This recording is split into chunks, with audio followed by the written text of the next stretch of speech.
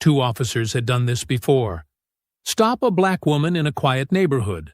Assert control. Escalate fast. No accountability. No risk. Just another face they thought they could intimidate. She looked ordinary, harmless, easy, but when they drew their guns, she moved like no civilian should. And she fought back. In seconds, everything changed. What they didn't know was that she wasn't just anyone. She was Delta Force. They thought she'd break. They thought she'd bleed. They thought she'd be easy. They were dead wrong. And now, the truth is coming for all of them. Before we go any further, comment where in the world you are watching from and make sure to subscribe, because tomorrow's story is one you don't want to miss. Sarah's weathered hands moved through the rich soil, feeling each granule between her fingers. The late afternoon sun warmed her back as she worked in her modest backyard garden. The familiar scent of earth and growing things bringing a peace she'd fought hard to find. Her small plot of land, tucked behind a simple 2-story house in a quiet black neighborhood, had become her sanctuary. She carefully placed another tomato seedling into the ground, remembering how her grandmother had taught her the proper depth for planting. "Not too deep now, baby," she could still hear the old woman saying. "Plants are like people. They need just the right foundation to grow strong." The memory brought a slight smile to her face as she patted the soil around the delicate stem. Her garden wasn't much, just a few raised beds with vegetables and herbs, and some flowering plants that attracted butterflies. But it was hers. Every plant represented another day of choosing peace over violence, of trading weapons for garden tools. Mrs. Johnson, her elderly neighbor, called over the fence. "Those tomatoes coming along, Sarah?" "Yes, ma'am," Sarah replied, straightening up and wiping her brow with the back of her hand. "Should have a good crop this summer. I'll make sure to bring you some when they're ready." "You're too kind, child." Mrs. Johnson paused, then added, "It does my heart good to see you out here every day. Reminds me of how this neighborhood used to be. Everyone with their victory gardens, sharing what they grew." Sarah nodded, understanding the deeper meaning in the old woman's words. Their neighborhood had changed over the years, but it still held on to its sense of community. People looked out for each other here, something Sarah had come to value more than she ever expected. She turned back to her work, moving on to check the cucumber vines climbing their trellises. Her hands, once trained to handle weapons with deadly precision, now carefully adjusted the tender stems, guiding them toward the support they needed. The irony wasn't lost on her. How these same hands that had taken lives in far-off places now nurtured life in this small patch of earth. A gentle breeze rustled through the leaves of the old oak tree that shaded part of her yard. Sarah closed her eyes for a moment, letting the sound wash over her. It was nothing like the whip of helicopter blades or the whistle of incoming fire, sounds that still sometimes invaded her dreams. Here, there were only bird songs, distant lawn mowers, and children playing somewhere down the street. She reached for her water bottle, taking a long drink as she surveyed her work. The neat rows of plants, the carefully maintained paths between beds, the methodical organization, some habits from her military days remained useful in civilian life. Order and discipline, but now in service of growth rather than destruction. The calendar alert on her phone buzzed against her hip. Sarah pulled it out, noting the time, 2:30 p.m. The reminder to pick up Maya from school flashed on the screen. She began gathering her tools, placing them carefully in their designated spots in the old toolbox her sister had given her years ago, before the cancer took her. Sarah's movements were precise and efficient as she cleaned up, muscle memory from years of military discipline showing in every motion. She removed her gardening gloves, brushing off the excess soil before hanging them on their hook in the small shed. The routine was comforting, a daily ritual that helped ground her in the present. Inside the house, she washed her hands thoroughly in the kitchen sink, watching the water run clear as she scrubbed away the dirt from beneath her fingernails. The house was quiet, except for the gentle hum of the refrigerator and the ticking of the old clock on the wall. A peace she'd learned to appreciate after years of chaos. Sarah caught her reflection in the window above the sink. The years had left their marks, gray threading through her dark hair, lines around her eyes that spoke of both laughter and pain. But her posture remained straight, her movements controlled, a lifetime of training impossible to fully shed. She grabbed her keys from the hook by the door, the old truck's key hanging alongside the house key and the small garden shed key. Each one represented a piece of her new life: home, transportation, purpose. Simple things that had seemed impossible during her years of service. The screen door creaked slightly as she stepped onto the front porch. Sarah made a mental note to oil the hinges later. Her old pickup truck sat in the driveway, its faded blue paint honest about its age but still reliable, like its owner. She'd chosen it specifically because it was ordinary, forgettable, a far cry from the tactical vehicles of her past. She walked down the porch steps, keys jingling softly in her hand. The neighborhood was quiet at this hour, most people still at work or school. A few houses down, Mr. Washington was watering his lawn, and he raised a hand in greeting. Sarah returned the wave, appreciating the simple normalcy of the moment. The truck's door opened with a familiar groan as Sarah climbed in, settling into the worn seat. She'd need to pick up Maya from the high school. Then maybe they'd stop at the grocery store on the way home. Normal plans for a normal day.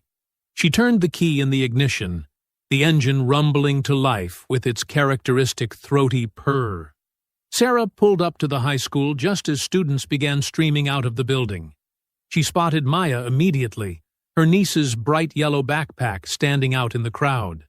The girl's face lit up when she saw the familiar blue truck, and she jogged over, her braids bouncing with each step. "Hey, Auntie," Maya said, climbing into the passenger seat. She tossed her backpack in the back and buckled up. "You smell like dirt again." "That's the smell of honest work," Sarah replied with a small smile.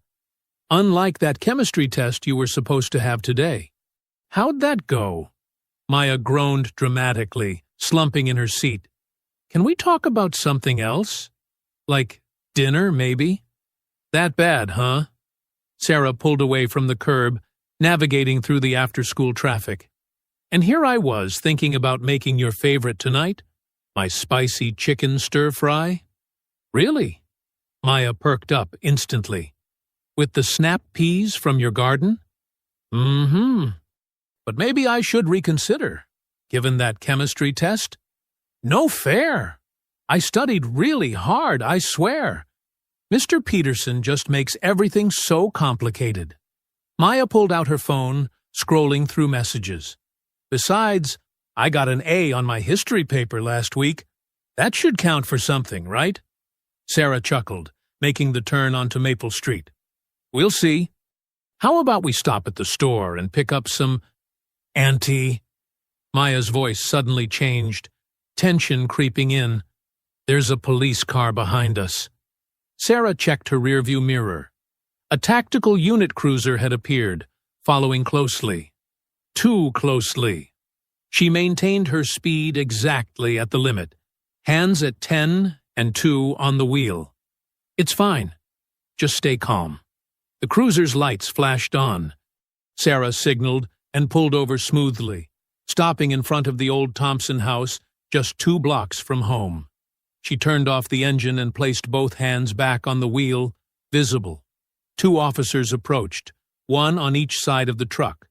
The one on the driver's side, older, white, with hard eyes and a swagger in his step, tapped on her window with his flashlight. Sarah pressed the button to lower it. "License and registration," he demanded without preamble, his tone sharp and hostile.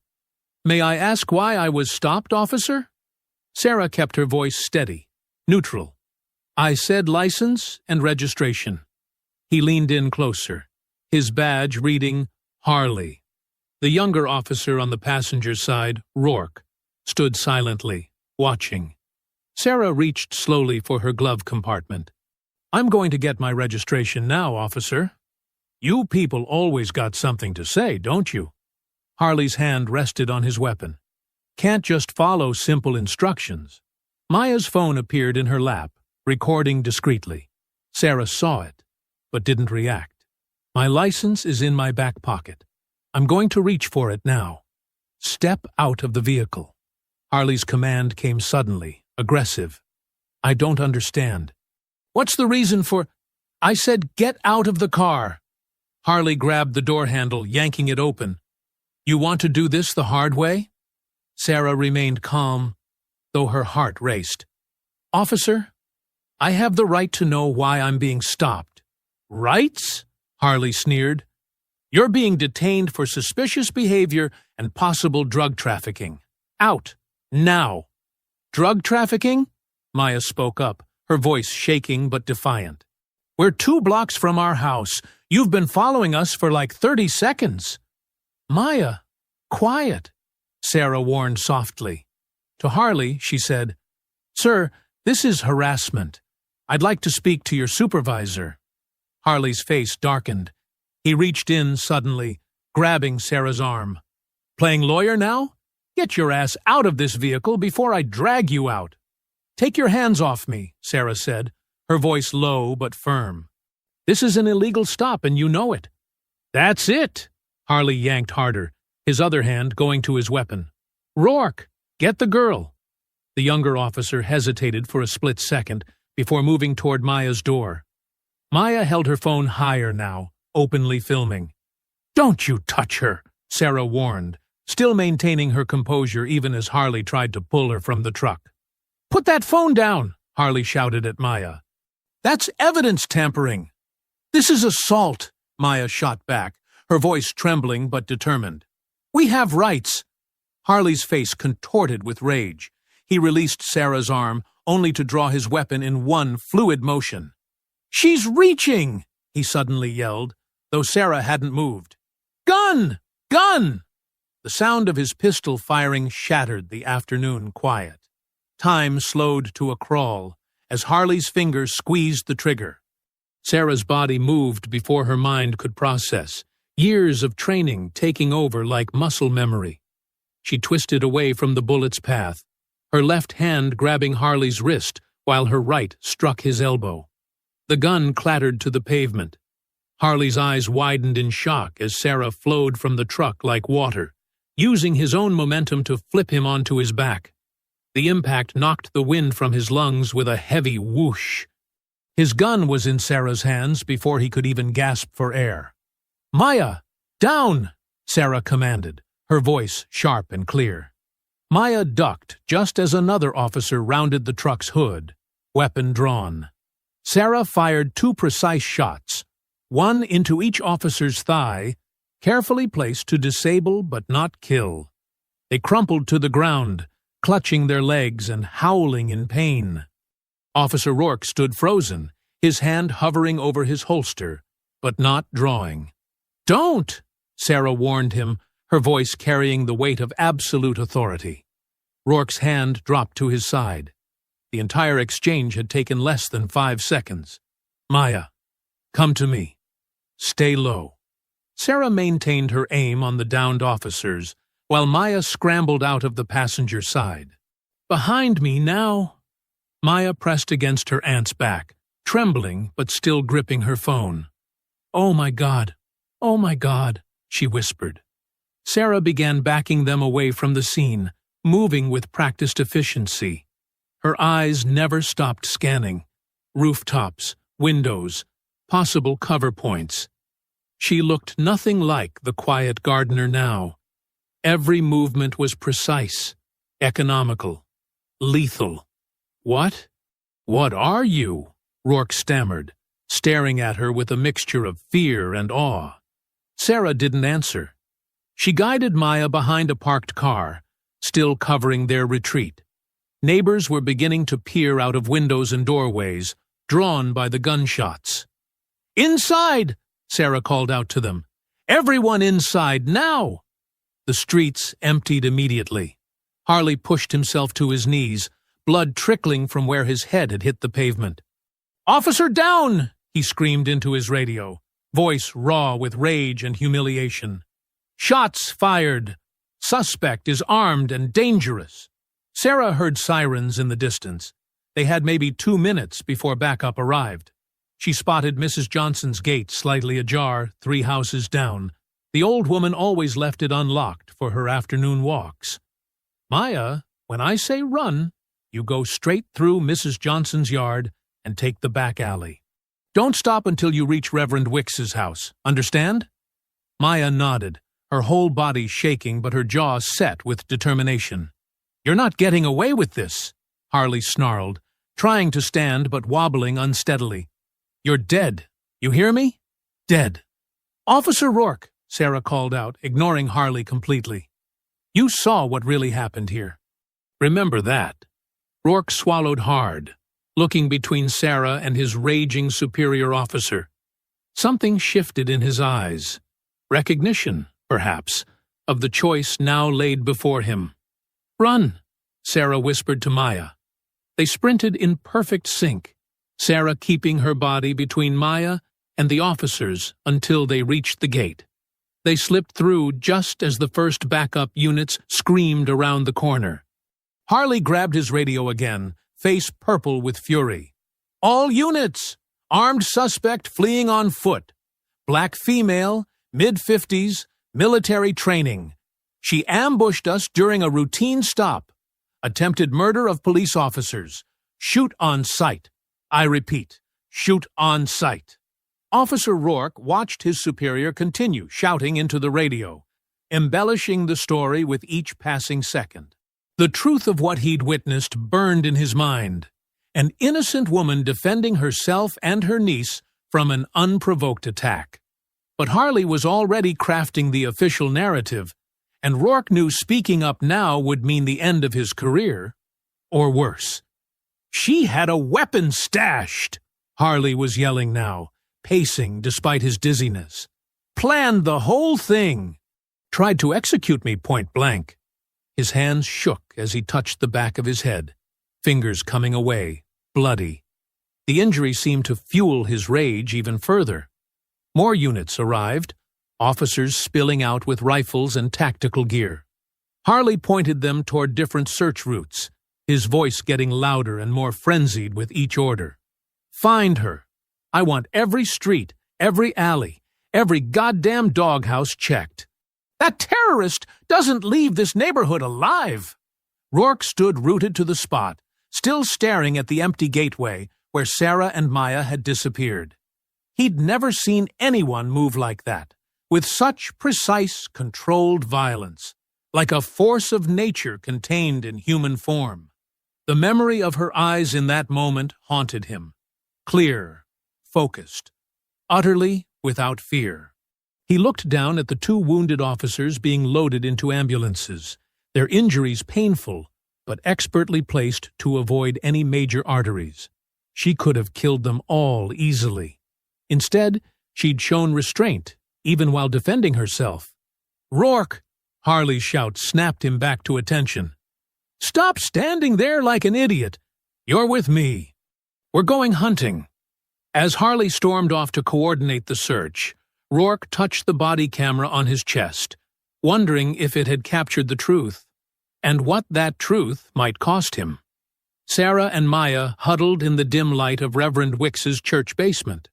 The old stone walls muffled the sound of sirens wailing through the neighborhood streets above. Maya sat on a worn couch, still shaking, while Sarah stood at the tiny window checking for movement. Reverend Wicks descended the wooden stairs with 3 steaming cups of tea. "Police are going door to door," he reported quietly. "But they won't come here without a warrant. Church sanctuary still means something in this community." "Thank you, Reverend," Sarah said, accepting a cup but not drinking. Her posture remained rigid, alert. Maya wrapped her hands around the warm mug, staring at her aunt. The quiet gardener who grew tomatoes and read mystery novels had transformed into someone else entirely, someone dangerous and skilled. The image of Sarah disarming Officer Harley played over and over in her mind. "Who are you?" Maya finally asked, her voice barely above a whisper. "Really?" Sarah turned from the window, shoulders heavy with the weight of secrets long buried. She met Maya's eyes, seeing fear mixed with confusion and awe. "I'm still your aunt," Sarah said softly. "That hasn't changed." "But what I saw?" Maya set down her tea. "That wasn't just self-defense. That was military, special forces or something." Reverend Wicks settled into an old armchair, his presence steady and calming. "Perhaps it's time for truth, Sarah." "The girl's seen too much to keep hiding." Sarah sighed deeply, then pulled up a wooden chair across from Maya. "I served 20 years in the Army, but not in any unit you'd find in regular records." "Delta Force," Maya said, making Sarah's eyebrows rise slightly. "I'm not stupid, Aunt Sarah. The way you moved, how you shot those officers to wound but not kill, that's elite training." A ghost of a smile crossed Sarah's face. "You always were too smart for your own good." Maya pulled out her phone, fingers flying across the screen. "And I've been doing some digging while we've been down here. There's not much about you in regular military databases, but—" She turned the phone to show Sarah. "I found some encrypted files. Had to use a few tricks to crack them." Sarah's face darkened as she saw the heavily redacted document. One word stood out clearly. "Reaper." "Your call sign?" Maya asked. Sarah nodded slowly. "I led a special operations unit. Counterterrorism, hostage rescue, classified missions in places that officially didn't exist." She rubbed her hands together, as if trying to wash away old stains. "I thought I'd left that life behind." "Why didn't you ever tell me?" "To protect you. The things I did. The things I saw." Sarah's voice caught. "When your mother died, I promised to give you a normal life. No violence, no looking over your shoulder." Maya scrolled through more documents on her phone. "These mission reports, most are blacked out, but the dates, the locations—" Her eyes widened. "You were there during the embassy crisis in Sudan, and the terrorist cell takedown in Yemen." "Maya," Sarah warned, "some things are better left buried." "But you're a hero," Maya protested. "You saved people." Sarah's face hardened. "I was a weapon, pointed at whatever target they chose. Sometimes the lines between right and wrong got very blurry." She leaned forward, taking Maya's hands. "That's why I chose peace. Why I started growing things instead of destroying them." Reverend Wicks cleared his throat. "The Lord works in mysterious ways, Sarah. Perhaps your skills were preserved for just such a moment as this." "I won't go back to being that person," Sarah said firmly. "Those officers tried to kill you," Maya reminded her. "We have it on video. They're still out there, hunting you, lying about what happened." Sarah stood and paced the small room. "I know, but violence only leads to more violence. There has to be another way." "There is," Maya said, holding up her phone again. "The truth. My video, these files, we can prove who you really are. Show everyone that Harley attacked you without cause. And paint an even bigger target on our backs?" Sarah shook her head. "The system protects its own. They'll bury the truth deeper than any of my classified missions." Maya stood and faced her aunt. "Then we'll dig it up. Together. You taught me to stand up to bullies, remember? To fight for what's right?" Sarah stared at her niece. No longer the little girl she'd promised to shelter, but a young woman ready to face hard truths. Her heart swelled with pride even as fear gripped it. "Come here," Sarah whispered, pulling Maya into a tight embrace. They held each other, the weight of revelations and danger pressing in around them. Reverend Wicks watched the pair with knowing eyes. "Truth is a powerful weapon, sisters. Perhaps the most powerful of all." Sarah stroked Maya's hair, feeling the tremors still running through her niece's body. Everything she'd tried to prevent had come crashing down anyway. Her past was exposed, her peaceful life shattered, and Maya was now entangled in a dangerous web of corruption and violence.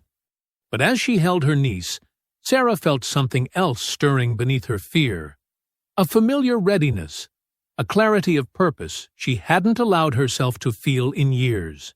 Maya was right.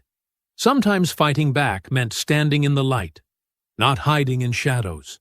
Officer Brett Harley sat at his desk in the precinct's tactical unit office, his leg bandaged where Sarah had shot him. His fingers moved across the keyboard with practiced efficiency as he edited the body camera footage from the traffic stop. "Just a few adjustments," he muttered, carefully trimming frames and rearranging sequences. On his screen, the confrontation played out differently. Sarah appearing more aggressive, his own actions more measured and professional.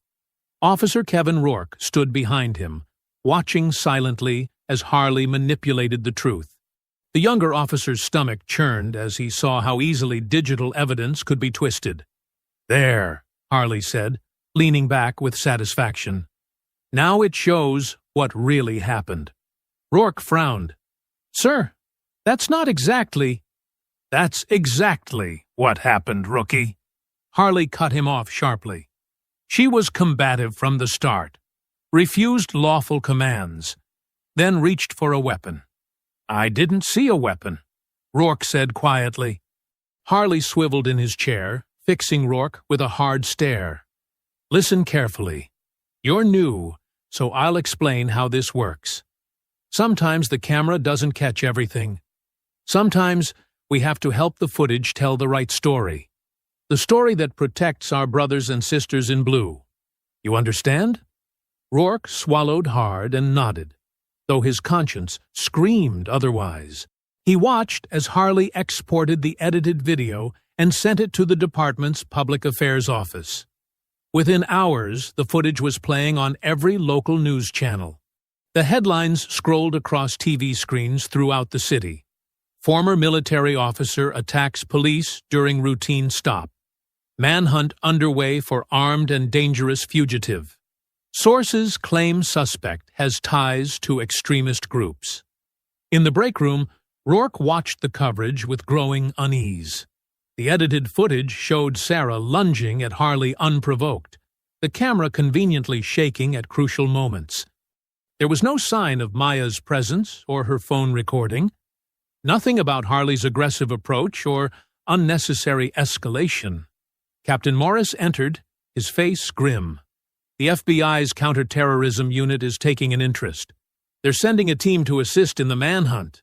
Harley, who had followed the captain in, smiled tightly. "Good. This woman's clearly a threat to public safety. Military training, anti-police ideology, classic domestic terrorist profile."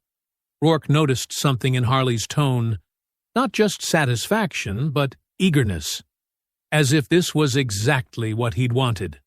The young officer retreated to his desk, pulling up the original incident report. Small details nagged at him, the timestamp gaps in the body cam footage, the missing dash cam video from his own patrol car, the fact that Sarah had shot to wound rather than kill. None of it matched the narrative being pushed. His computer pinged with a new email, an intelligence bulletin showing Sarah's military service record. Most of it was heavily redacted, but what remained painted a picture of an exemplary soldier with multiple commendations. Not the profile of someone who would attack officers without cause. Across the precinct, phones rang constantly as tips poured in. SWAT teams geared up for raids.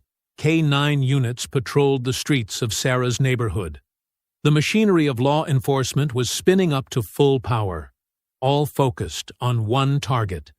At his desk, Harley made call after call, coordinating with federal agencies and media contacts. His leg wound seemed forgotten in his zealous pursuit.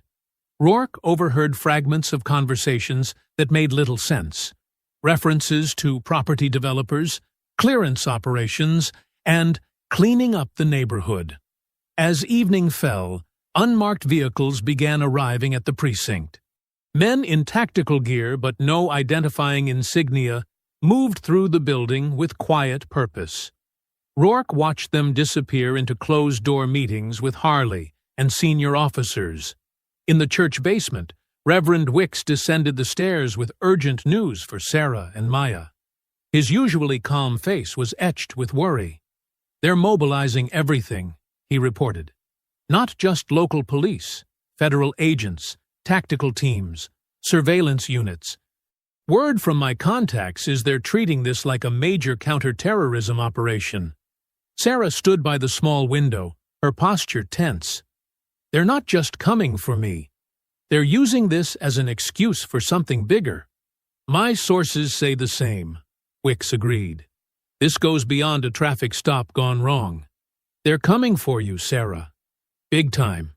And they're bringing enough firepower to take down a small army." Maya clutched her phone, the unedited video of the traffic stop safely encrypted inside. "They're trying to bury the truth under a mountain of lies." "No," Sarah corrected grimly. "They're trying to bury me." Through the basement window, they could see more unmarked vehicles rolling slowly through the darkening streets. The hunt was intensifying. The machine was in motion. And Sarah Vance, gardener, aunt, and former Delta Force operator, had become the target of forces far beyond a corrupt local cop with a grudge. The pre-dawn darkness cloaked Sarah's neighborhood in shadows. She sat alert in her living room, fully dressed, watching through a gap in the curtains. Maya dozed fitfully on the couch nearby, their emergency bags packed and ready. Sarah's trained ears caught it first. The subtle whisper of tactical vehicles rolling in with lights off. The soft crunch of boots on grass. The metallic clicks of weapons being readied. "Maya," she whispered, gently shaking her niece. "Time to move." The teenager was instantly awake, grabbing her backpack with practiced efficiency. They'd drilled this dozens of times since the traffic stop. Through her thermal scope, Sarah counted at least 20 figures surrounding the house. SWAT teams in full gear, taking up breach positions. More units blocked both ends of the street. "Back door, just like we practiced," Sarah murmured. "Stay low, stay quiet." Officer Rourke sat in his patrol car at the perimeter, watching the massive operation unfold. The scale of force seemed extreme for apprehending one woman. Armored vehicles, tactical teams, even helicopter support circling overhead. "All units in position," crackled his radio. "Execute on my mark." Inside, Sarah led Maya through the darkness toward their escape route. She'd prepared for this, disabled the security system's silent alarm, loosened specific floorboards, created blind spots in the exterior coverage. The front door exploded inward with a thunderous crash. Flash bangs detonated in multiple rooms. Armed officers poured in, sweeping with laser-sighted weapons. "Clear!" voices shouted. "Moving to second floor!" But Sarah and Maya were already slipping through a narrow gap between houses, using the neighbors' dense shrubbery as cover. Sarah had mapped every shadow, every concealed path in the area. Rourke watched the raid team systematically tear through Sarah's home. They kicked in doors, smashed windows, upended furniture. The violence of it shocked him. This wasn't law enforcement, it was destruction. "Target's not here," someone shouted over the radio. "Check the basement."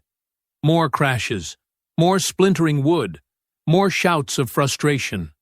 Through his windshield, Rourke noticed movement, a shadow passing between houses 2 doors down. He squinted, but said nothing into his radio.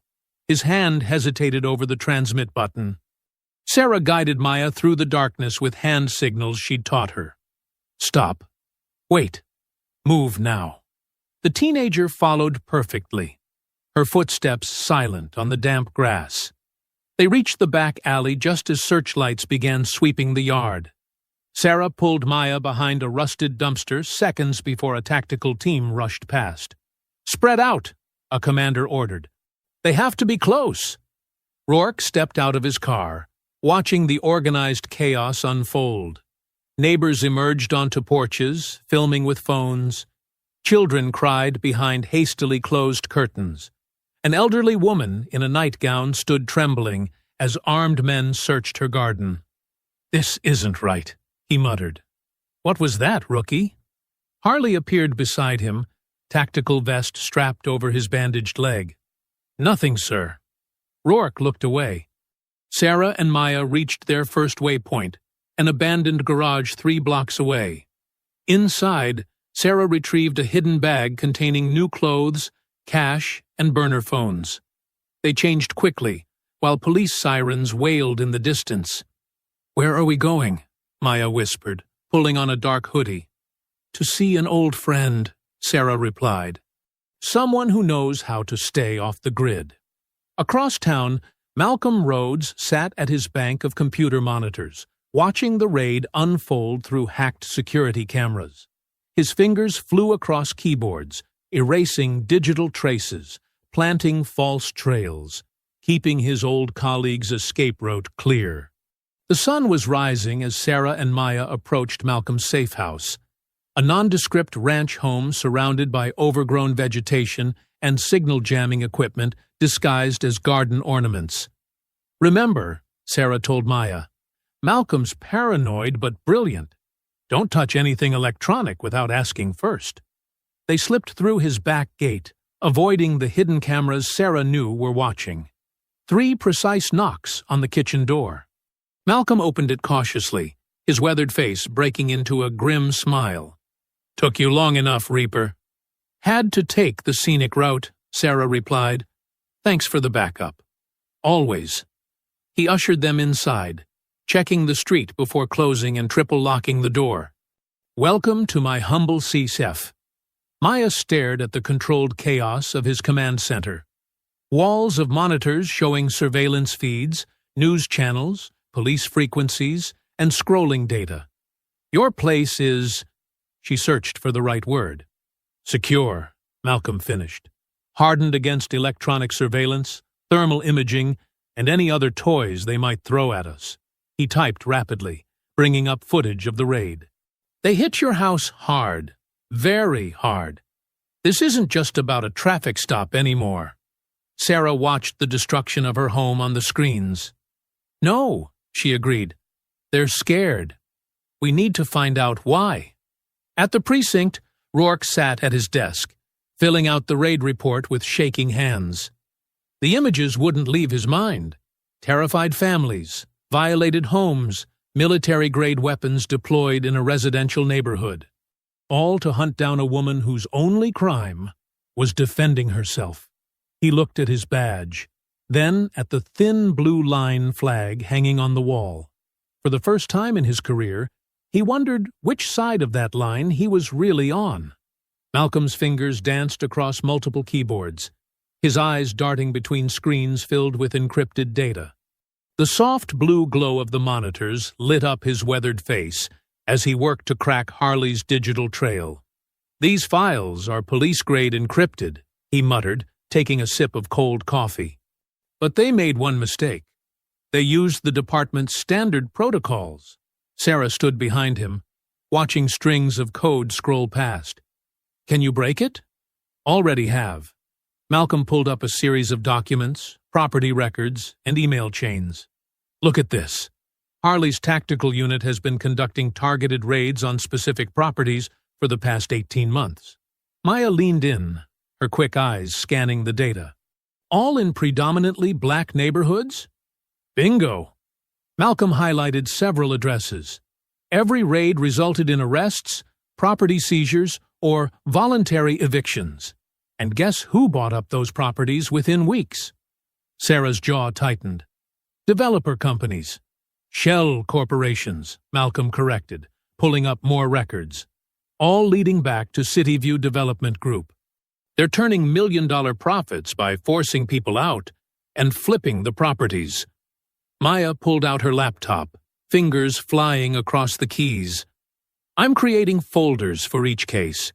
We need to organize this so people can understand the pattern." "Smart girl." Malcolm nodded approvingly. Document everything. Screenshots, timestamps, chain of custody. Make it court-proof. Sarah studied a map showing the raid locations. They're systematically clearing out entire blocks, using police power to do the dirty work. And that's not all. Malcolm opened another encrypted file. Harley's unit has been receiving large cash deposits through offshore accounts. Payment for services rendered. Maya's eyes widened as she compiled the evidence. Look at these body cam videos. They're all corrupted at convenient moments, just like what happened to us. Across town, Officer Rourke sat in his car during lunch break, reviewing his own collected evidence. His phone contained secretly recorded conversations, photographs of doctored reports, and notes from other officers who'd witnessed misconduct but stayed quiet. His hands shook slightly as he added another video. Harley bragging about cleaning up the neighborhood while counting a thick envelope of cash. Back at Malcolm's safe house, Maya organized the digital evidence into clear, compelling folders. I'm linking everything to a secure cloud server. Even if they shut us down, the files will stay safe. Good thinking, Malcolm said. But they'll try to discredit it all as fake news or hacked data. That's why we need live witnesses, Sarah added. People speaking their truth in public. Maya pulled up the city's website. There's a city council meeting next week. It's being broadcast live on local TV and streamed online. Malcolm checked the details. Perfect timing. The mayor's pushing a major redevelopment initiative. All the key players will be there, including Harley, Sarah noted. He always provides security at these meetings. Maya created a presentation, combining data with human stories. I'm adding testimonials from families who were forced out. Photos of their homes before and after. The money trail showing who profited. We'll need backup plans, Malcolm warned, setting up redundant systems. They'll try to shut down the stream, cut the power, anything to stop the truth from getting out. Already on it. Maya held up multiple flash drives. I've got copies ready to distribute to every news outlet in the city. Plus, backup livestream links through private servers. Sarah watched her niece work, pride mixing with concern. You understand this is dangerous, right? These people have already shown what they're willing to do. Maya met her aunt's eyes. I understand, but staying quiet is more dangerous. They're destroying our community, Aunt Sarah. Someone has to stand up. Malcolm's security system beeped, showing Officer Rourke's patrol car driving past, for the third time that hour. We've got company, Malcolm announced, switching to external cameras. Wait, Maya said, squinting at the screen. I recognize him. He was at the traffic stop, the quiet one who didn't shoot. Sarah studied the officer's face. He's been investigating too. Look at his body language. He's conflicted, watching, thinking. Could be useful, Malcolm mused.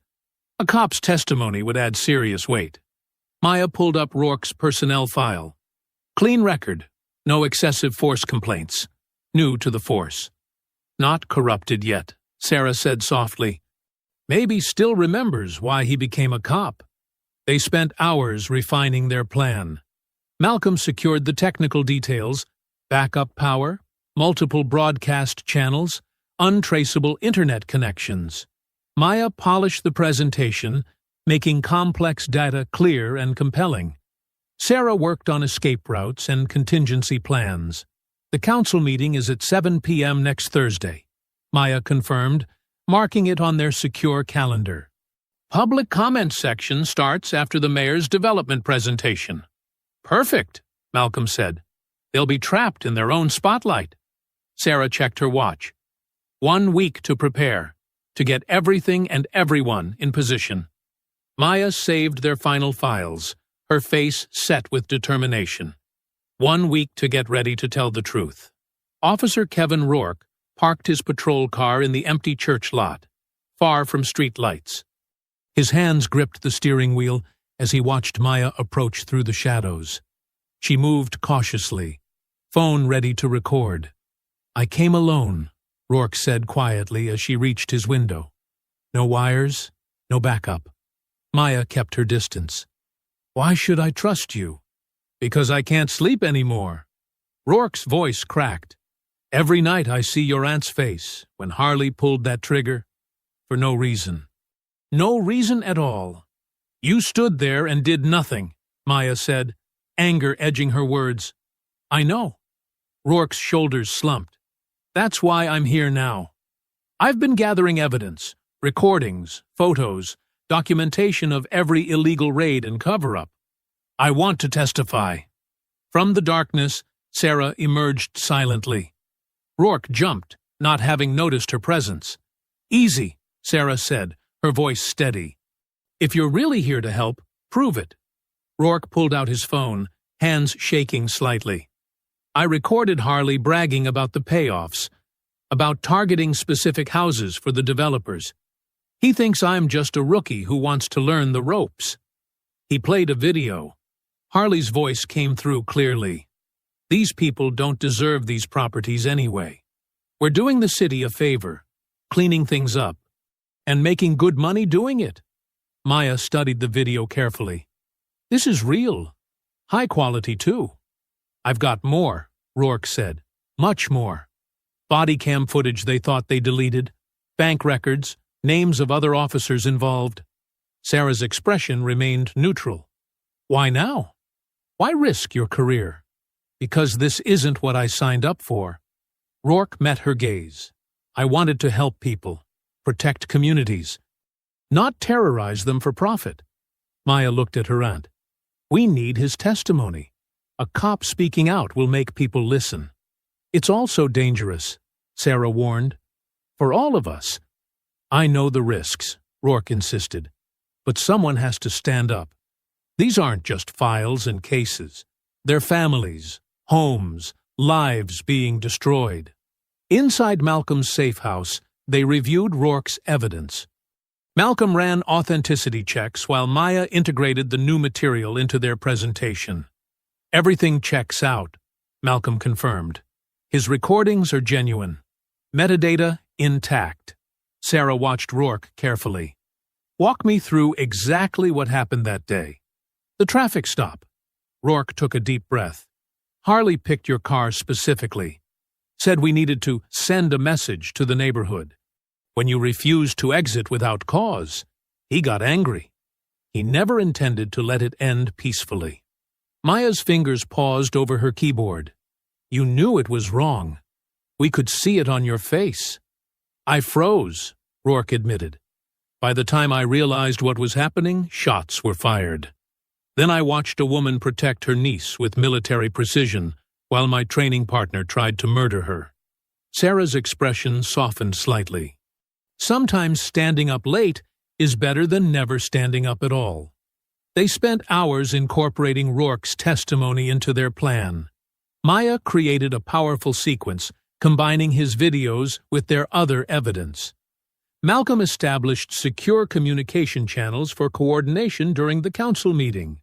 "I'll speak during public comment," Rourke said. "Present my badge, my evidence, everything.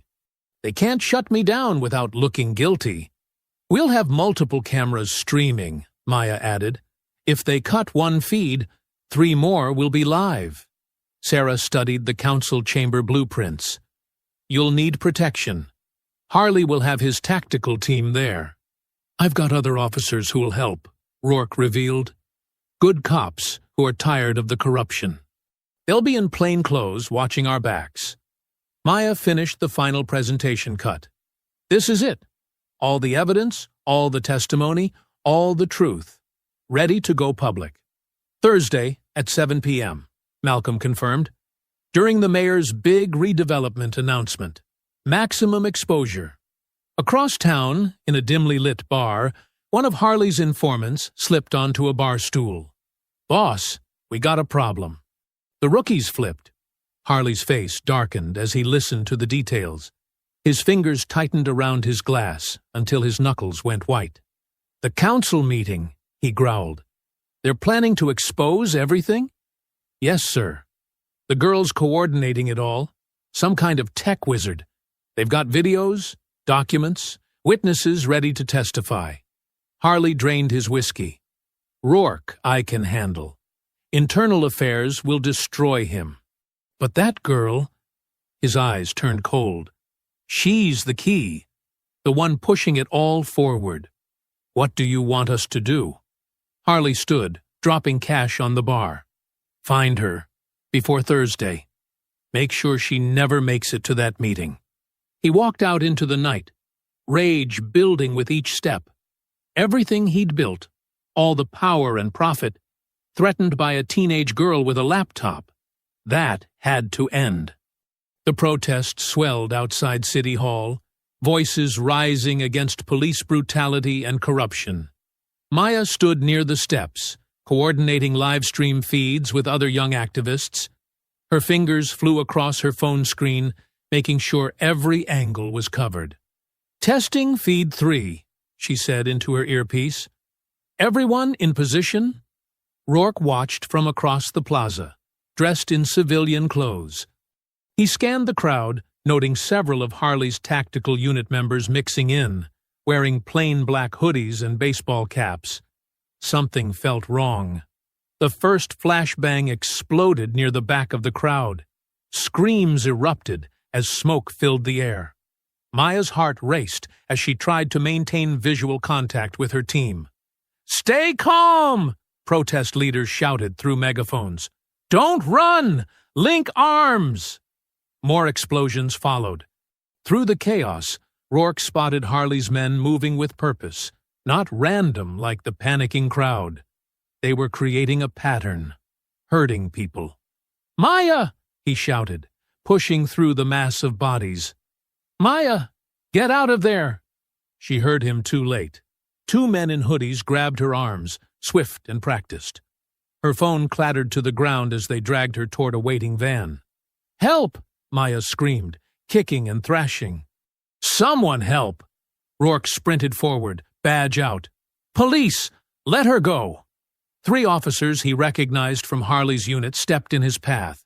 One grabbed his arm while another twisted the badge from his hand. "Stand down, rookie," the biggest one growled. "This isn't your business." "She's a minor." Rourke struggled against their grip. "This is kidnapping." "It's crowd control," the officer sneered. "And you're interfering with police business." Maya's screams were muffled as they forced her into the van's dark interior. Rourke watched helplessly as the vehicle pulled away, its windows tinted black. The smoke began to clear. Protesters regrouped, helping the injured. News cameras captured the aftermath, but conveniently missed Maya's abduction. Rourke's phone buzzed. A text from an unknown number. Smart cops know when to shut up. Across town, Sarah's burner phone lit up with a video message. Her hands trembled as she pressed play. Maya sat in a concrete room, zip-tied to a metal chair. Her face was tear-streaked, but defiant. Harley's voice came from off-camera. "Your niece is brave. I'll give her that." The camera panned to show Maya's laptop and phones laid out on a table. Smart, too.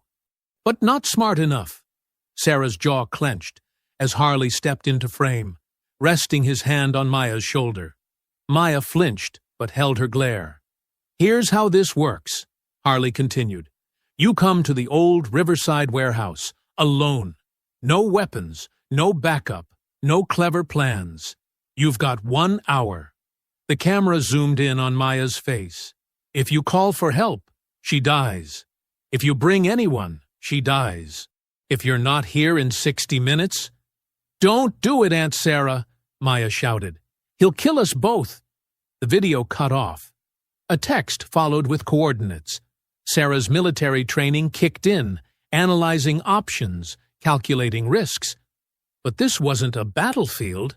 This was Maya, her only family, her reason for living peacefully all these years. Her phone buzzed again. Another message from Harley. "Tick-tock, Reaper. Your move."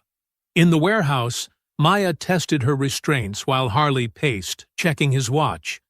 2 of his men stood guard by the door, hands resting on their weapons. "She'll come," Harley said, more to himself than anyone else. The great Delta Force commander, brought down by a teenage girl. "You're wrong about her," Maya said quietly. "She's not what you think." Harley laughed. "I know exactly what she is. A threat. A loose end. And after tonight, a memory." "No," Maya's voice was steady despite her fear. "She's hope. She's justice.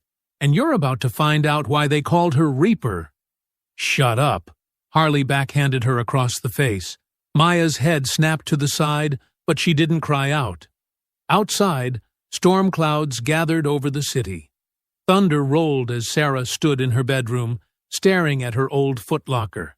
She hadn't opened it in 10 years. Her phone buzzed one final time. "Time's running out. Come alone, or she dies." Sarah closed her eyes, remembering Maya as a baby, holding her sister's hand in the hospital, remembering her promise to protect this child, no matter what. "I'm sorry, little one," she whispered. "I tried to leave the violence behind, but they brought it to our door." She unlocked the footlocker. Sarah knelt before the open footlocker in her bedroom, her hands trembling as they brushed over the familiar equipment inside. The smell of gun oil and canvas brought back memories she'd tried so hard to bury. Her tactical vest, still perfectly maintained despite a decade of disuse, seemed to accuse her with its presence. "I led raids just like that one," she whispered to the empty room. "Kicked down doors in the dead of night. Never questioned who was on the other side." The weight of her past pressed down on her shoulders. How many families had she torn apart in the name of mission objectives?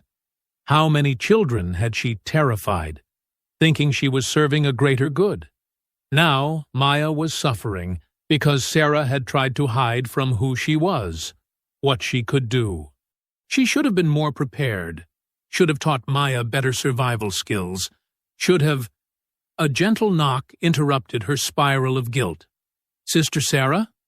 Reverend Wicks's deep voice carried through the door. "May I come in?" "It's open," she replied, not moving from her position on the floor. The Reverend entered quietly, his usual commanding presence softened by concern. He took in the scene, the open footlocker, Sarah's haunted expression, the military gear laid out with mechanical precision. "I failed her," Sarah said, her voice rough. "Everything I did to keep her safe, to give her a normal life, I just made her vulnerable." Reverend Wicks settled into the chair by her bed, leaning forward with his elbows on his knees. "You protected her the only way you knew how. With love. Love isn't enough against men like Harley." Sarah picked up a tactical glove, running her thumb over the reinforced knuckles. "I should have stayed sharp. Stayed ready." "Perhaps," the Reverend agreed, surprising her. "But not just for Maya. For all of them." Sarah looked up, questioning. How many other families in this neighborhood live in fear of that next routine traffic stop? He gestured toward the window, where police sirens wailed in the distance. How many mothers lie awake at night, wondering if their children will come home? The rot goes deep, Sister Sarah. Deeper than one corrupt cop. "I can't fix the whole system," Sarah protested. "I'm just trying to save my niece."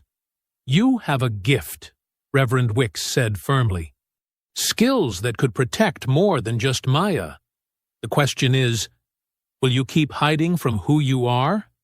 Or will you use those skills to serve justice?" Sarah stood slowly, her military bearing returning like a second skin. She lifted her tactical vest from the footlocker, its familiar weight settling across her shoulders like destiny. "I swore an oath once," she said, checking the ceramic plates. "To defend against all enemies, foreign and domestic." "Amen," the Reverend nodded. "Some oaths don't expire." Sarah moved with increasing purpose, muscle memory taking over as she geared up. Black tactical pants, combat boots, laced tight and double-knotted, knee and elbow pads, utility belt with specialized pouches. Each piece of equipment carried memories. midnight insertions into hostile territory, precision strikes against impossible odds, protecting the innocent from those who would harm them. She had been good at it, the best. "They called me Reaper," she told Reverend Wicks as she checked her weapons. "Not because I killed, because I decided who deserved judgment." The Reverend watched her transformation with solemn understanding. "And what judgment does Officer Harley deserve?" Sarah loaded a magazine into her sidearm with a decisive click. "That depends on him. I'm giving him one chance to surrender Maya unharmed. And if he refuses?" She secured her backup weapon in an ankle holster. "Then he learns why they feared the name Reaper." Reverend Wicks stood, placing a heavy hand on her shoulder. "Do what must be done, sister.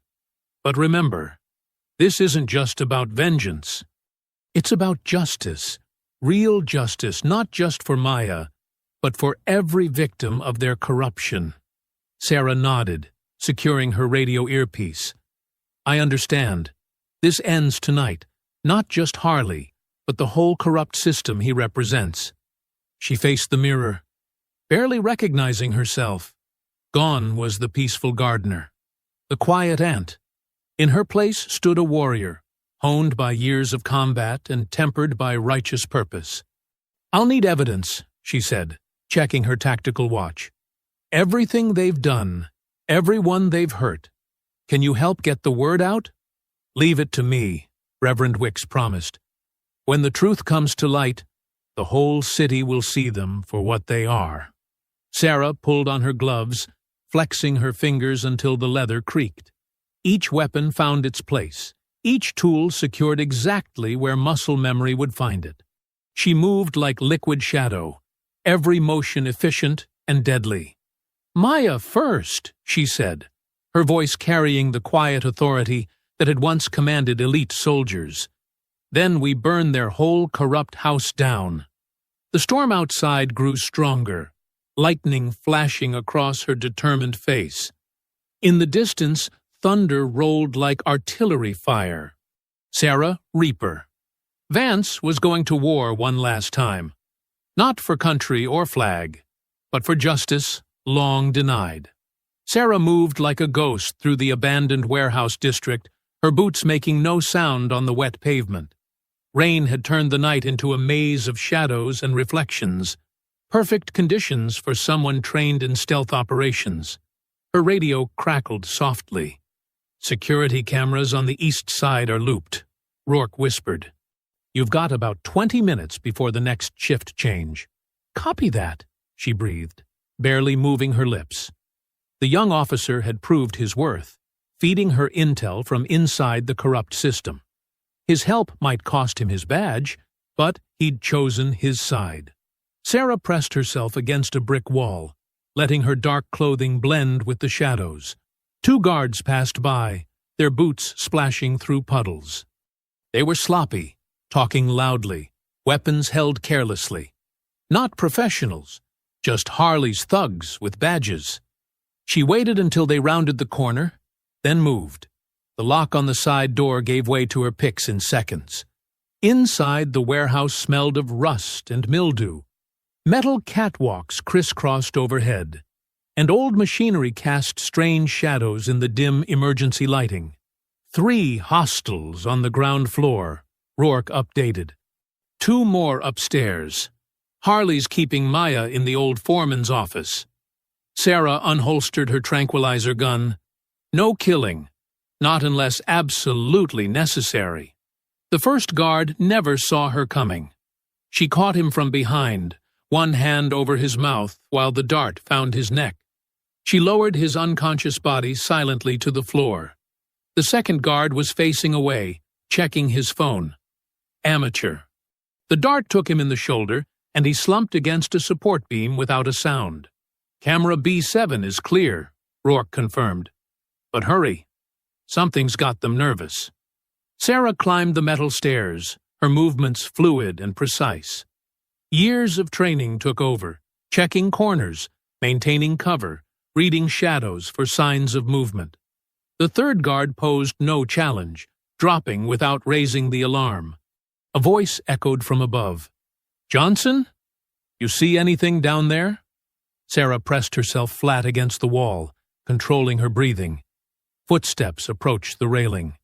She waited, muscles coiled like springs. The guard leaned over, squinting into the darkness. "Johnson!" Sarah's hand shot up, grabbing his vest. Before he could shout, she pulled him over the railing. They fell together, but she twisted midair, ensuring he took the impact. His breath whooshed out, and a quick strike to the temple put him down. "Last guard's getting suspicious," Rourke warned. "He's heading your way." Sarah melted into the shadows beneath the stairs. The final guard descended cautiously, weapon drawn. He was better trained than the others, checking corners, moving tactically. But Sarah had trained with the best. As he passed her position, she struck. Her arm locked around his throat in a perfect blood choke. He tried to fight back, but she rode his struggles until unconsciousness took him. "Guards neutralized," she whispered into her radio.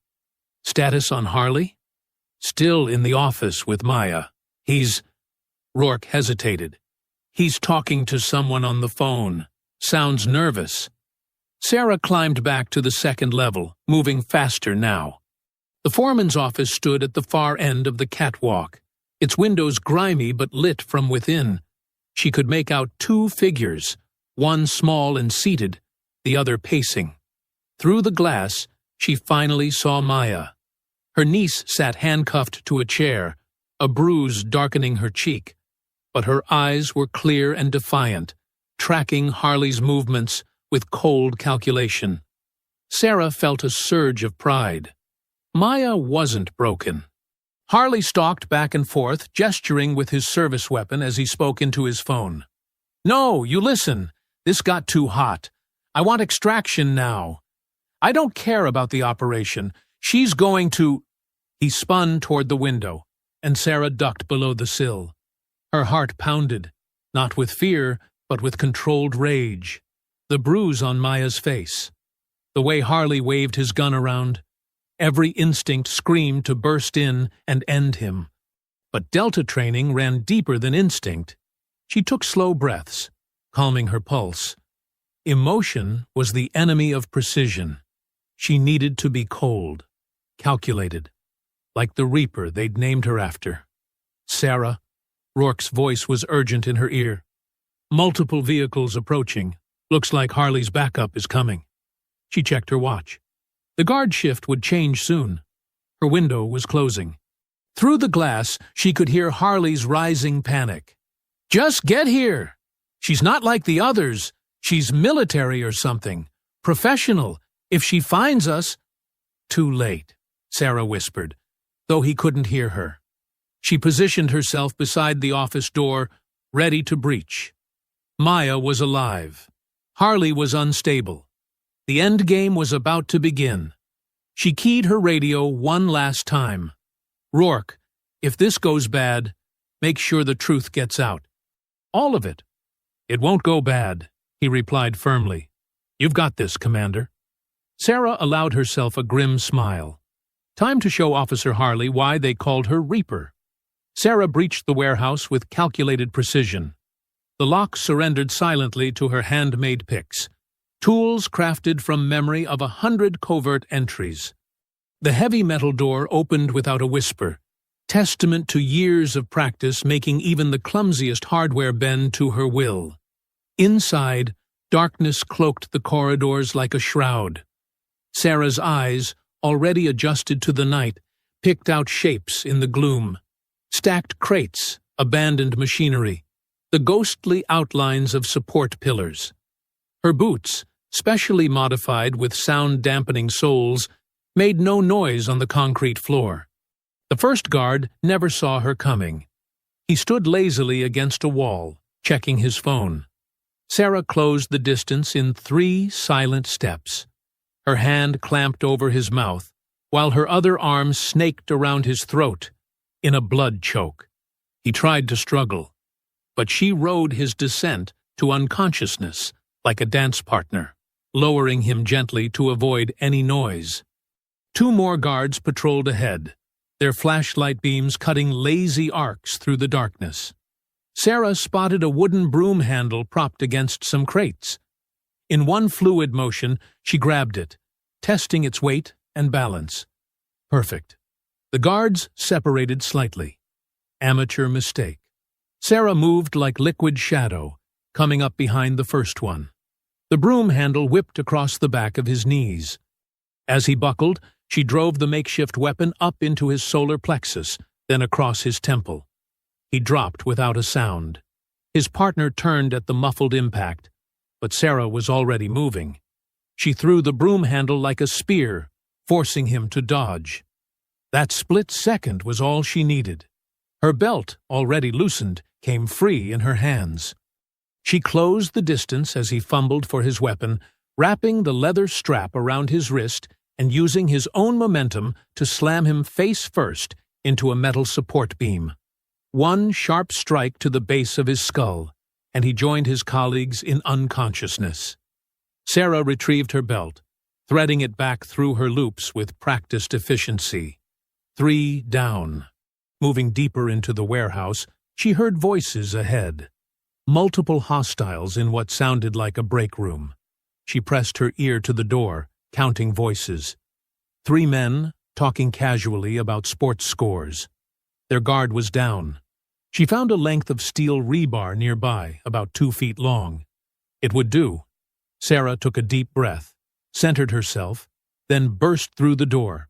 The first man barely had time to stand before the rebar caught him across the collarbone. She felt rather than heard the crack. He screamed, but it cut short as she drove her knee into his sternum, sending him crashing through a cheap folding table. The second man was bigger, ex-military by his stance. He came at her with trained strikes, but Sarah was Delta Force. She operated at a different level. She deflected his first punch with the rebar, then dropped it to grab his extended arm.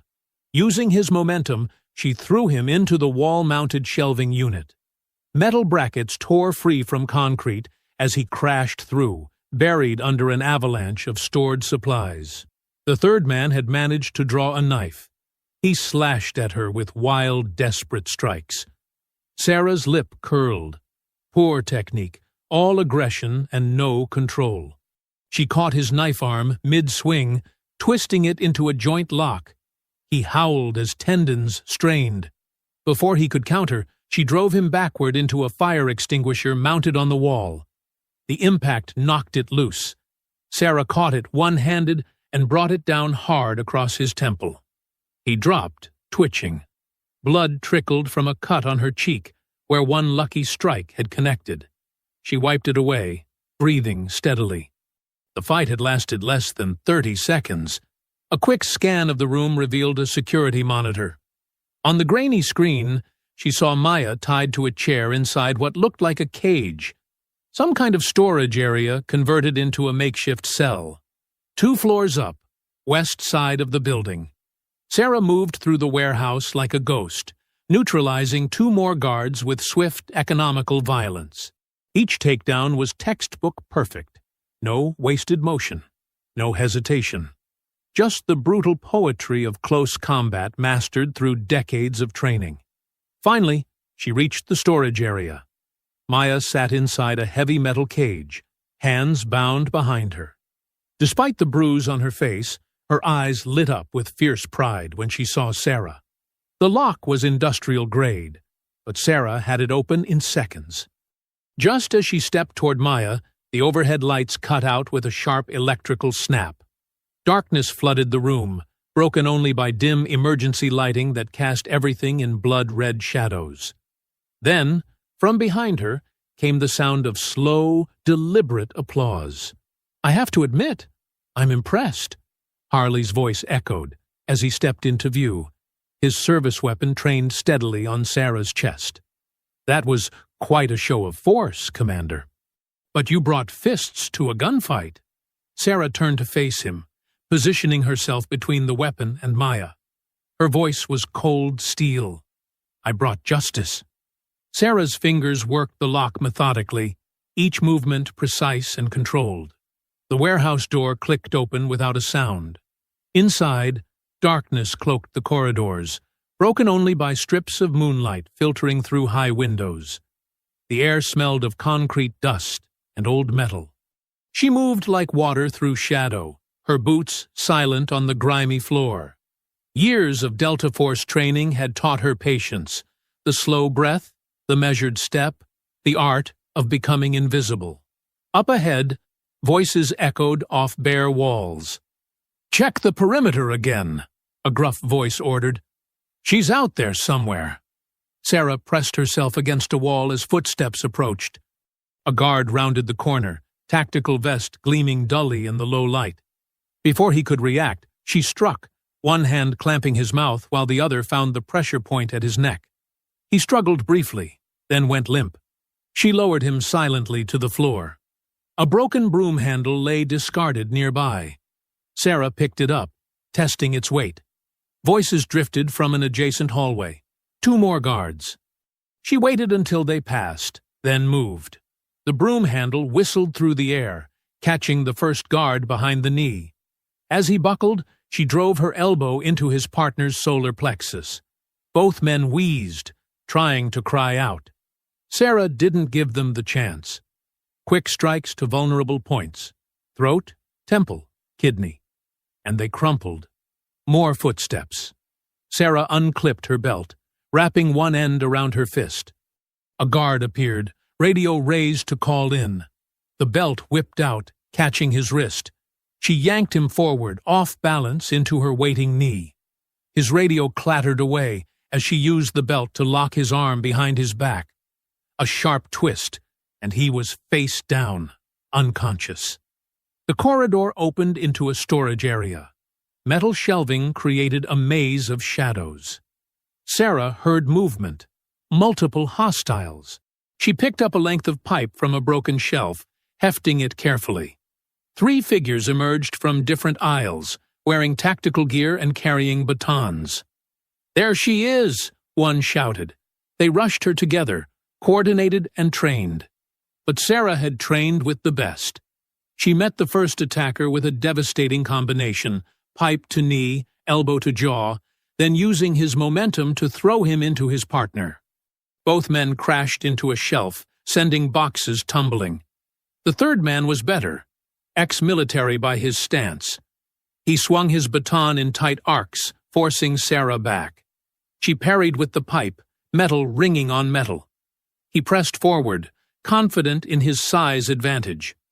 Sarah let him come.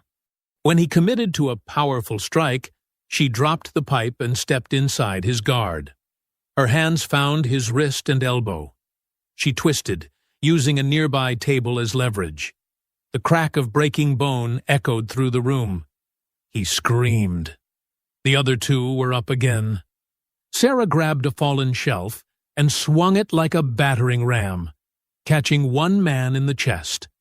He flew backward, crashing through a wall-mounted storage unit in a shower of splinters and old files. The last man hesitated, then charged with a roar. Sarah spotted a fire extinguisher on the wall. She rolled under his wild swing, came up with the extinguisher, and unleashed a cloud of white powder into his face. As he staggered, blind and choking, she brought the metal canister down on his head. He dropped. Blood trickled from a cut above her eye where someone's baton had connected. Her knuckles were raw, and her ribs ached.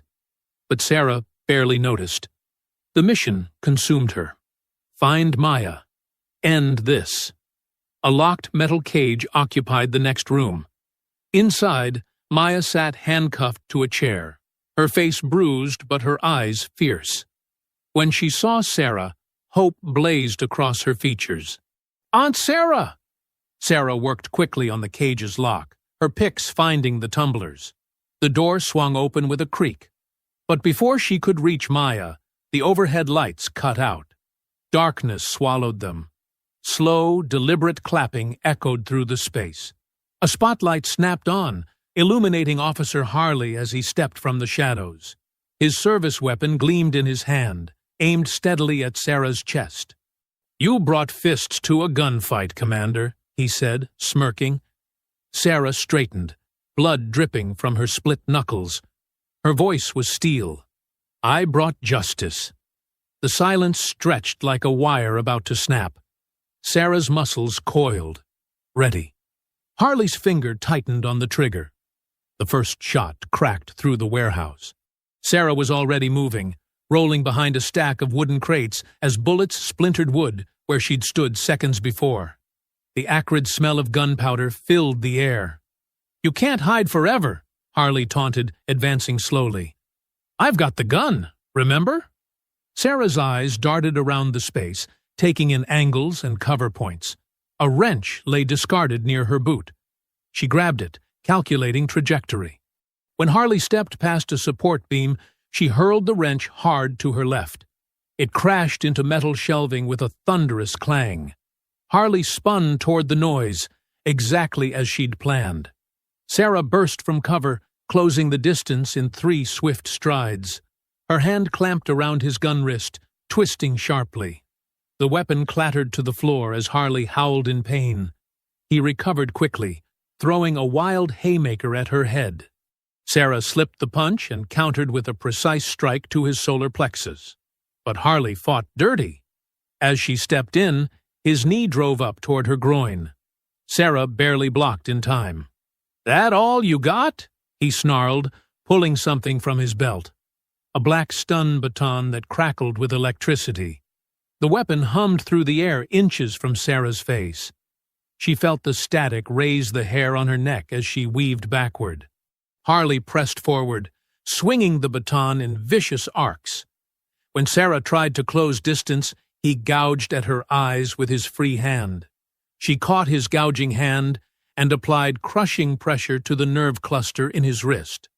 Harley grunted, but managed to slam the stun baton into her ribs. Electricity jolted through her body.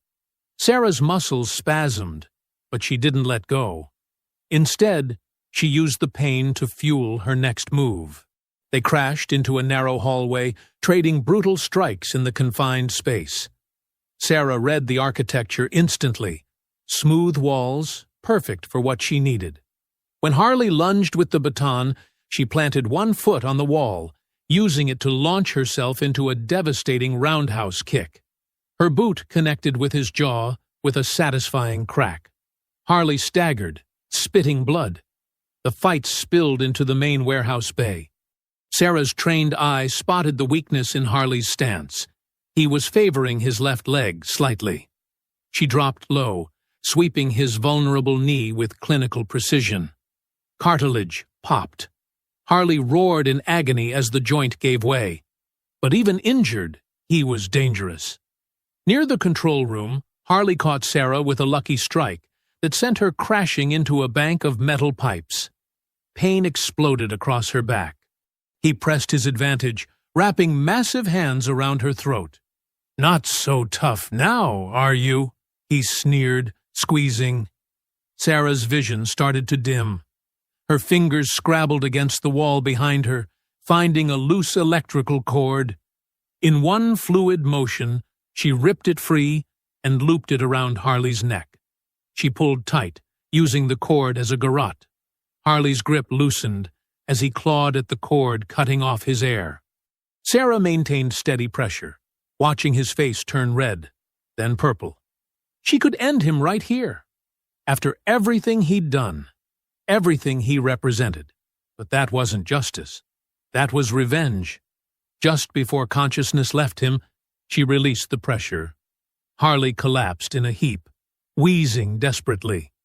Sarah grabbed his collar and dragged his semi-conscious body back to the central room where Maya waited. Her niece had already freed herself from the restraints and was working on something with her phone. "You okay?" Sarah asked, checking Maya's bruised face. "Better than him," Maya replied with grim satisfaction. She held up Sarah's phone, showing the active body cam feed she'd helped install before the raid. "We're live in 3, 2, 1. Harley stirred, blinking groggily. A smirk crossed his battered face. "Doesn't matter what you do to me. System protects its own. You got nothing." "Look again," Sarah said, pointing to the small red light blinking on her collar. "You're live to every major news outlet and social media platform in the city. So let's talk about what you've really been doing in this neighborhood." The blood drained from Harley's face as he finally noticed the recording light. His eyes darted around like a trapped animal's. Sarah leaned in close, her voice steel and ice. "Say it all. Every family you buried, every bribe you took, every raid you faked. The world is watching." 2 weeks after Harley's confession, the basement of Reverend Wicks's church buzzed with energy. Folding chairs filled every available space, packed with neighbors eager to learn and share. Malcolm Rhodes stood at a makeshift podium, his normally reserved demeanor animated as he taught basic cybersecurity. "Your phone is both a weapon and a shield," he explained, pointing to the projection behind him. "Today we're learning how to protect ourselves digitally while documenting truth." Maya sat in the front row, adding her own insights about social media encryption and secure file sharing. She'd become the neighborhood's go-to tech expert, turning her experience into a force for change. The bruises on her face had faded, but her determination had only grown stronger. Sarah watched from the back, content to observe. She'd turned down 3 private security job offers and a formal reinstatement request from a reformed police department. Her garden needed tending, and her community needed her more. "The system only works when we make it work for us," Malcolm continued, showing slides of successful civilian oversight programs. "Knowledge is power, but only if we share it." Reverend Wicks moved through the crowd, offering coffee and encouragement. He'd transformed the church into a community center, hosting everything from legal aid clinics to self-defense classes. The basement walls, once bare, now displayed photos of successful protests and community victories. Kevin Rourke slipped in through the side door, still looking slightly uncomfortable in civilian clothes. After testifying against Harley and his superiors, he'd been fired. But the neighborhood had embraced him. Now he taught workshops on citizen rights during police encounters, turning his insider knowledge into a shield for the community. "Hey," he said quietly, taking a seat next to Sarah. "Still feels strange being on this side?" "Good strange or bad strange?" Sarah asked, studying his face. "Good. Really good." Rourke watched as Maya helped an elderly woman secure her phone's privacy settings. "I'm finally doing what I signed up for. Protecting people." The workshop transitioned into small group discussions. The room filled with the low buzz of conversation as neighbors shared stories and strategies. Sarah noticed how people who'd once hurried past each other now leaned in close, planning and supporting one another. Malcolm joined them in the back, wiping sweat from his forehead. "We've got 4 more neighborhoods asking for similar programs," he said. "Word's spreading." "Let it spread," Sarah replied. "The more people know, the harder it is to hide the truth." Through the basement windows, they could see people gathering in the church parking lot for the afternoon rally. Hand-painted signs leaned against cars. "Our streets, our stories," and "Truth can't be buried" among them. Maya bounded over, her laptop tucked under one arm. "The live stream setup is ready," she announced. "We're going to broadcast the whole rally. Show everyone what real community power looks like." Sarah squeezed her niece's shoulder, proud of how Maya had transformed her trauma into purpose. The teenager had started a youth media collective, teaching other kids how to document and share their reality safely and effectively. "Reverend," Sarah called as Wicks passed by, "how many people are we expecting today?" "More than last time," he smiled. "And not just our neighborhood. People are coming from all over the city. They want to learn how we did it." "How we're doing it," Sarah corrected gently. "This isn't finished." Outside, the crowd was growing.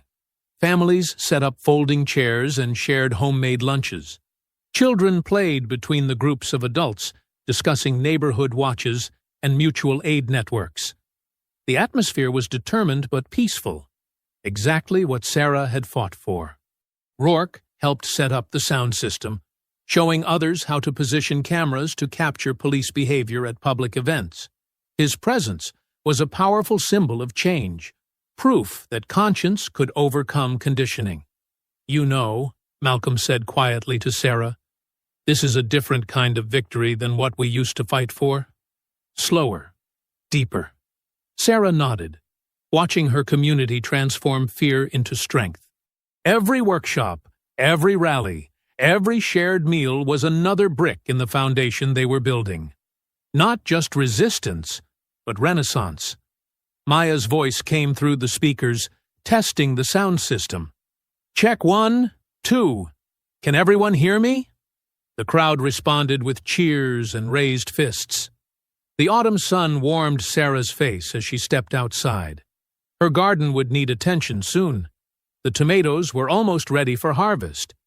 But for now, she watched her neighborhood write its own story, one truth at a time.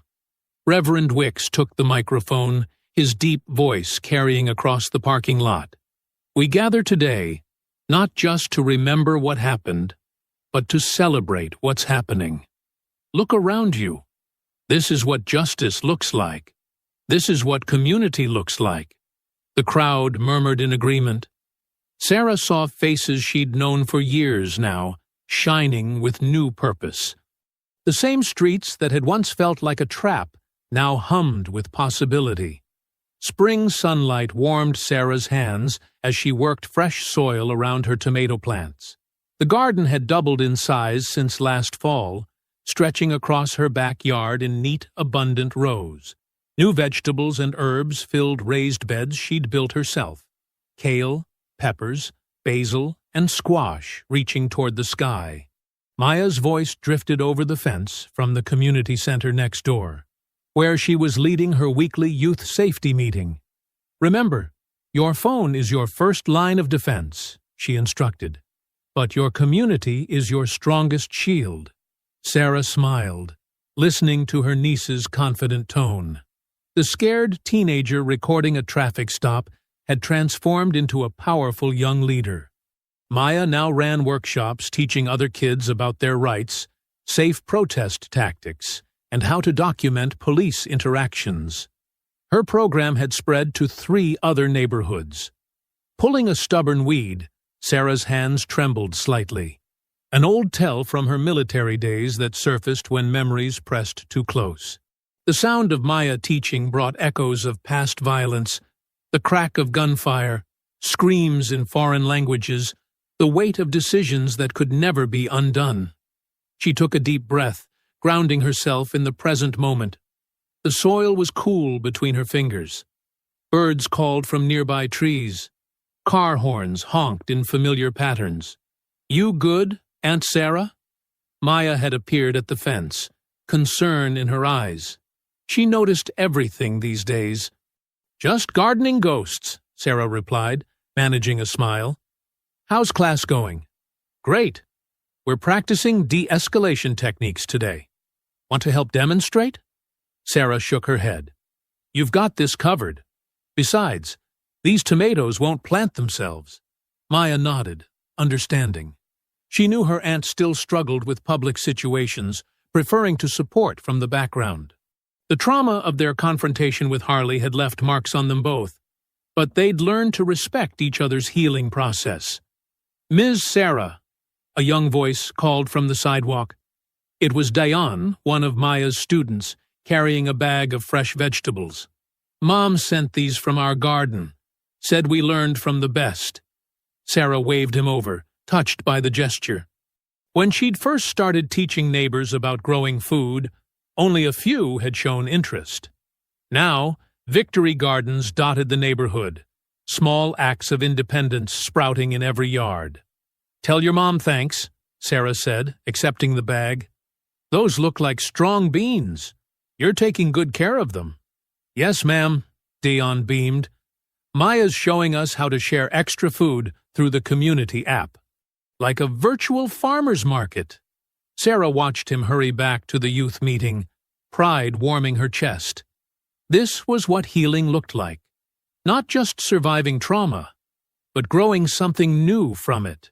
The neighborhood had transformed its pain into purpose, its fear into fellowship. She returned to her planting, enjoying the simple rhythm of tucking seedlings into earth. The garden had become her therapy, each harvest a reminder that patience and care could yield beautiful results. Some days were harder than others.